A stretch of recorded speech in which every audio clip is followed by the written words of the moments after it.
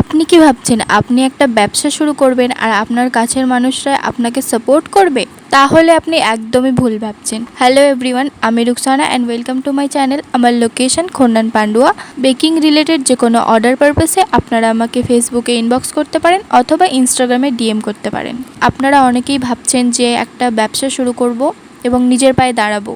এটা তো ন্যাচারাল যে আপনারা আশা করবেন যে আপনার ফ্রেন্ডস অ্যান্ড ফ্যামিলিরা আপনার থেকে কেক নেবে। যখন তারা শুনবে যে আপনি কেকের ব্যবসা শুরু করেছেন এবং নিজের পায়ে দাঁড়াতে চাইছেন, বিশ্বাস করুন তারা কখনোই আপনার থেকে কেক নেবে না। তারা কখনোই চাইবে না আপনি নিজের পায়ে দাঁড়াতে। আপনি নিজের চোখে বিশ্বাস করতে পারবেন না তারা অন্য দোকান থেকে কেক নিয়ে এসে সেলিব্রেট করবে, অথচ আপনার থেকে কেক নেবে না। এটা আমি আমার নিজের এক্সপিরিয়েন্স থেকেই বললাম।